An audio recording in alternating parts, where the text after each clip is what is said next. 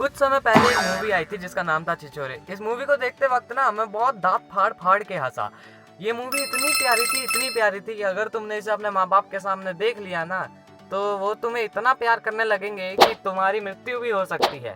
But this is not the point. The point is that कि इस movie में एक लड़का होता है, उस लड़के के एग्जाम्स में अच्छे मार्क्स नहीं आते, इस वजह से उसके जीने की सारी तमन्ना खत्म हो जाती है। उसे लगने लगता है कि अगर वो भगवान की कोचिंग में नहीं गया तो उसके अच्छे मार्क्स आ ही नहीं सकते। इस वजह से मतलब वो जीने की सारी आस खो देता है। ठीक इसी तरह हमारी स्टोरी में भी एक लड़की होती है जिसके एक पत्ते के साथ संबंध जुड़ जाते हैं। अब अगर मैं आपको इस स्टोरी की ब्रीफ समरी दूं तो इसमें दो लड़कियां होती हैं जो एक ही अपार्टमेंट को शेयर करती थी, बेसिकली रूममेट्स, और दोनों आर्टिस्ट होती हैं। उनमें से एक लड़की जिसका नाम जॉन्सी था उसे न्यूमोनिया हो जाता है और डॉक्टर कहते हैं कि इसके बचने के ज़्यादा चांसेस नहीं है क्योंकि हम भी उसी को बचा सकते हैं जो जीना चाहता हो। बट जॉन्सी जीना ही नहीं चाहती थी। सुई ये सुनकर, जो कि उसकी रूममेट थी, बहुत परेशान हो जाती है। वो जानने की कोशिश करती है कि ऐसा क्यों जॉन्सी मतलब जीना क्यों नहीं चाहती, पर उसे कुछ प्राप्त नहीं होता।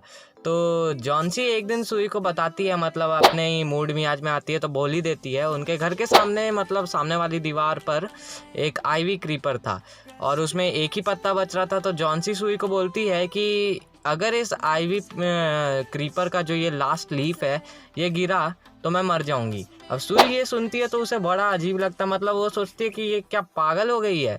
तो उन्हीं के अपार्टमेंट के नीचे वाले फ्लोर पर एक और अंकल रहते थे जिनका नाम था बर्मन, और उनकी एज अराउंड 60 की होगी। और उनकी ज़िंदगी का एक मकसद था जो वो पूरा नहीं कर पाए थे, जो कि था कि वो एक मास्टरपीस को पेंट करना चाहते थे। वो भी एक आर्टिस्ट थे। जब सुई उन्हें ये सब बताती है तो वो भी सोचता है कि ये जॉन्सी सटिया तो नहीं गई है। अब उस एक दिन की बात है कि बहुत तेज़ तूफान आती है। अब सबने सोच रखा था कि आज तो ये पत्ता गिर ही जाएगा, और फिर वो लोग सोते हैं रात को और पूरी उम्मीद थी कि सुबह तक वो पत्ता गिर जाएगा। जब सुई सुबह उठती है तो वो विंडो से कर्टन हटाने के समय वो सोचती है कि अगर वो पत्ता गिर जाएगा तो गिर गया होगा तो जॉन्सी के साथ क्या होगा। बट जैसे ही वो कर्टन हटाती है तो वो देखती है कि वहाँ पर वो पत्ता अभी भी था। वो सरप्राइज़ हो जाती है। मतलब जॉन्सी की भी सेम ही हालत थी, उसे भी समझ में नहीं आ रहा था, उसे भी लगा था कि वो पत्ता गिर चुका होगा। और फिर जॉन्सी को ये रियलाइज़ होता है कि वो कितनी गलत थी। वो पत्ता तूफ़ान में भी वहीं रहा और वो इतनी जल्दी बिना किसी कारण के, मतलब छिछोरे में तो चलो कम से कम उसके पास कोई रीज़न भी था, पर यहाँ तो कुछ कारण भी नहीं था और वो बस ऐसे ही सोच रही थी कि वो मर जाएगी।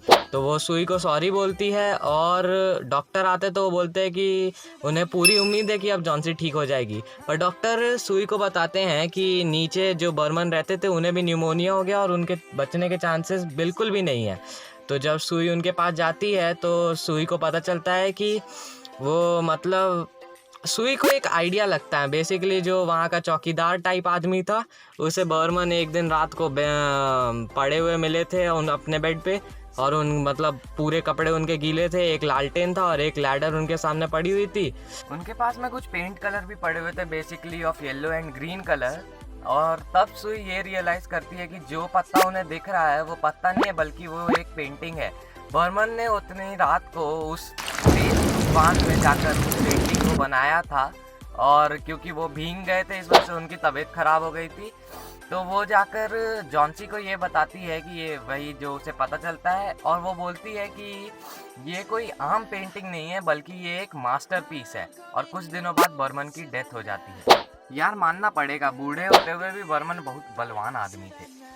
अब मैंने इस स्टोरी के सिर्फ मेन पॉइंट्स को कवर किया है, इसका इन डेप्थ एक्सप्लेनेशन नहीं दिया है। Basically this chapter teaches you that if you think you can't then you can't. अब साफ सीधी बात है कि अगर तुम्हें लगता है कि तुम कोई काम नहीं कर सकते तो वो तुम नहीं कर सकते। उदाहरण अनुसार एक लड़का होता है जिसके अगले दिन एग्जाम्स होते हैं। वो बहुत परेशान होता है, उसे समझ नहीं आता कि कैसे पढूं, क्या करूं क्या ना करूं, मतलब ये सब मेरे बस का ही नहीं है यार, मेरे को यूट्यूब पे बैठना है। अगले दिन वो लड़का स्कूल जाता है और वो अपने एक दोस्त से मिलता है और बोलता है, भाई मेरे एग्जाम में अच्छे मार्क्स नहीं आएंगे भाई। क्यों, तूने रात में पढ़ाई नहीं की? भाई रात भर मैं डिप्रेशन में था, मेरे को पढ़ाई करने का टाइम ही नहीं मिला, फिर मैं खाना खा के सो गया। तुझे पता है तू कितना बड़ा पागल है? अगर तू रात में पढ़ लेता तो आज तेरे कुछ तो नंबर आ रहे होते। तू पता है तू क्या कर, तू जाकर ना यूट्यूब पे लोगों को ये सिखा कि हाउ टू गेट डिप्रेस्ड। बहुत मजेदार काम है।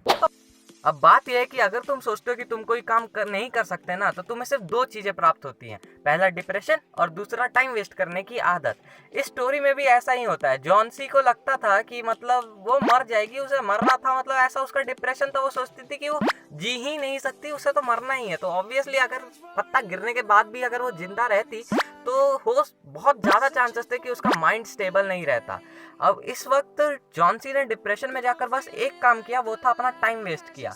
अगर वो टाइम पे ठीक हो जाती, अगर वो ये सोचती कि वो जी सकती है और टाइम पे ठीक हो जाती, तो शायद वो 2-3 पेंटिंगें बना लेती जिससे उसका घर का खर्चा निकल जाता यार। सिंपल सी बात है, पर कोई समझता ही नहीं है यार। लोगों के जीने के लाले पड़े और इन सबको मरना है। गजब बेइज्जती है।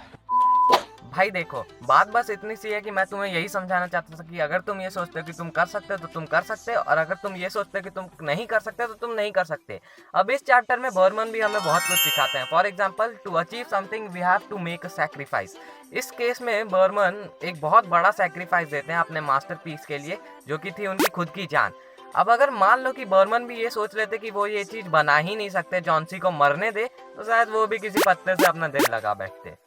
इन द लास्ट मैं यही कहना चाहूँगा कि आप लोग भी ये चीज़ जल्दी से रियलाइज़ कर लीजिए, इससे पहले कि आपको भी कुछ कीमती खोना पड़ जाए। तो अगर तुम चाहते हो कि तुम ऐसी एक्सप्लेनेशन देखना चाहते हो और सुनना चाहते हो और समझना चाहते हो, तो इस चैनल को सब्सक्राइब कर लो और वीडियो को लाइक कर दो। Thank you.